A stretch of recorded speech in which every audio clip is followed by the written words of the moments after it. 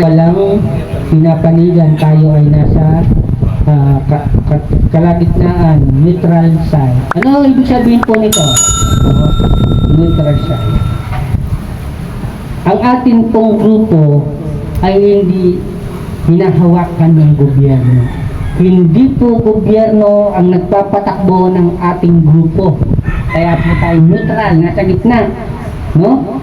Hindi tayo pinapatakbo ng gobyerno, hindi tayo pinapatakbo ng FPA o ano pa man sa labas. Tayo po ang nag-o-organize nito. Kaya po tayo mismo sa sarili natin, tayo ang magsisikap. No? Pero, sabi ko nga, lahat po ng papasok na member dito, kami din po ang magsusuko kung may mabigat kayong kasalanan. Kami po ang magtatanggal dyan, kami ang naglagay ng rank dyan, kami ang pwedeng magtanggal, walang iba. Pakatandaan po natin, non-government association po tayo. Ngayon, pwede lang tayo magsumbong sa pulis kung kayo na argabyado ng ibang tao. No? Makikipag-ugnayan po tayo sa mga pulis, military, o tayo mismo. Hindi namin po kayo pwedeng itago. Minsan kami pa nanguhuli, kami nagpapakulong. Kaya po tayo, bilang guardian, puro mabuti po ang gagawin natin. Naintindihan po ba? Okay po. Next. 17. Huwag gamitin ang pangalan ng ating samahan na anumang bagay sa makakasira sa reputasyon ng ating grupo. So, katulad din po ng nabasa ko yun, no? Next na tayo.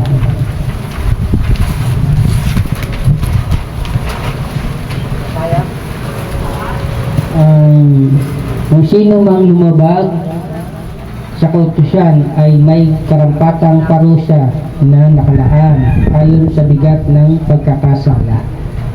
Okay. Ano po ang ibig sabihin nun? Ibig sabihin, hindi po tayo papayag na hindi mo pagdusahan o hindi mo pagbayaran kung mayroong kang kasalanan. Okay? Para lang po sa lahat. Number 19. Ang alituntunin ay dapat pag-aralan at isipin upang huwag magkamali. Okay, number 20. Ang mga obligasyon na dapat gawin at ang mga pagpupulong na pagkasunduan ay dapat pahalagahan. Eh, kagaya po nito, yung sinasabing number 20 na to, dito na po umiral yung pag nagpa-meeting si founder, sumipot kayo. Ano po? Sapagkat pag nagpa-conduct ng meeting si founder, meron kayong pag-uusapan para mapag-usapan nyo kung ano ang dapat nyo gawin. Hindi po kayang magdesisyon ni founder kung siya lang. Halimbawa po, meron kayong gustong gawin sa komunidad, hindi kayo ma-attend, pasabi-pasabi pa lang, hindi po yun. May karampatang parusa din po yan. No? Baka po mamaya sabi nyo, nilalagnat kayo, tapos yung mabalita ni founder nandun pala kayo sa bungan. Logis kayo ng logis dun. No po, yung mga ganung bagay. Founder, excuse muna ako kasi meron akong pupuntahan Important matter, important matter. Kasi nakita mo pala yung logis dun, no? Bawal po yun. Bawal po yung ganun. Magsabi po tayo ng totoo.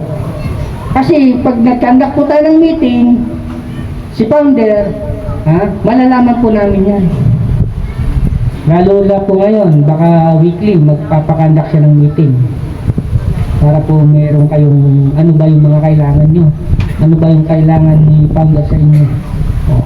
Okay, number 21, huling ano na to, ang sino man paulit-ulit na hindi dumalo, nakakadalo sa pagpupulong na ginaganap ay magkakaroon ng multa o kaya ang pinakamalala na pagtiwalag sa samahan.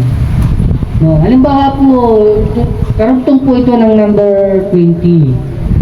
Pag po paulit-ulit tayo nagsisinungaling, paulit-ulit tayong sinasabi, lagi tayong busy, hindi po kayo naliligit at wala po kayong natututunan, no, sa mga ganung bagay. Ano ang dapat?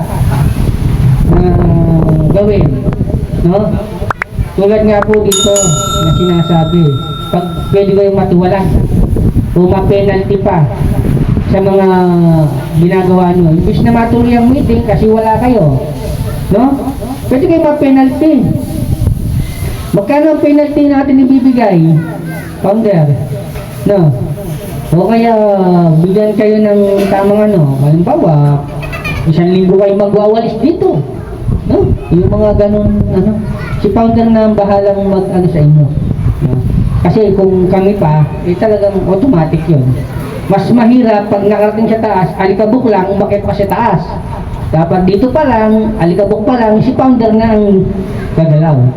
No? At yung kanilang mga opisyal, no? At yung mga NG, para umangat, magpakita kayong gilas kay, ano, kay founders, para makilala kayo, at iangat naman kayo. No? Number, ano na tayo? 21. Ang mga alituntunin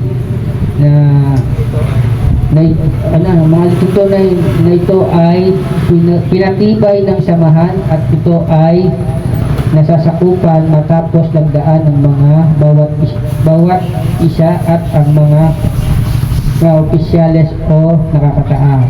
First open, pag-usapan. Second open, pag-aralan mabuti. Third open, hatol. Itiwalag sa samahan. So, sabi nga dito, pag 3 beses na kayong na-open, ay wala na tayong magagawa kasi binigyan na kayo ng 3 pagkakataon. No choice na tayo dyan. Siya 2, 3, pagod na si founder, baka mamaya kung talagang matibay ang inyong naging kasalanan, mabigat. Hindi na dadaan sa 3 yan. Hindi na po dadaan. Alam naman po natin kung anong mabigat na kasalanan. Manakit, no? Magnakaw, mag-addict, man-rape. No? Yung mga ganun po ang mabibigat sa grupo natin na iniiwasan natin mangyari. No? Dito po ba may mga asawa na lahat? Taas lamang po kami may asawa. Okay. May mga asawa po kayo? Ilan po? Ilan? Isa? 2? Oh my God! Okay, very good. Wala pong binata? Ilan pong binata? Taas ang kamay. Yes, may pag-asa pa kayo. Dito po, bawal ligawan ang kapwa guardian. Lalo na kung maganda ang ating mga members. No, binabawal ko po yan sa mayroon ng pamilya. No, kung kayo binata at binata yung liligawan nyo, check kayo. No? Pagka naman kayo may asawa at may asawa ligawan nyo, ano siya, P? Ekis. Oh my God! Markang ekis eh. Malaking ekis. Kaya wag nyo na puntang kain yung nagmamay-ari. No, may tip po natin pinagbabawal. Kung binata kayo, okay, balo, pwede. Maraming tatay yung ninong at ninang dito. Tutulungan pa kayo. No? Kasi doon sa may Pampanga, marami tayong members na mga ganda. Yeah. Palay natin, hindi natin masasabi.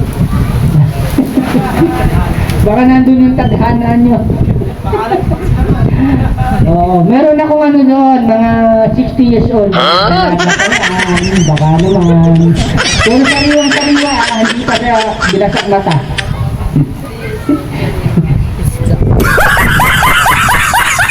Yung lola ko, dalaga pa. Baka may lolo kayong binata pa. O hindi po nag-asawa yung kaya dalaga. Baka kala nyo niluluko kayo. Matandang dalaga. I-building kayo na. Diba? Yun nga lang, ang tanong ko. May sabaw pa ba yan? Nasa tayo na tayo. Okay, Barlos. Dito tayo. Dito na sa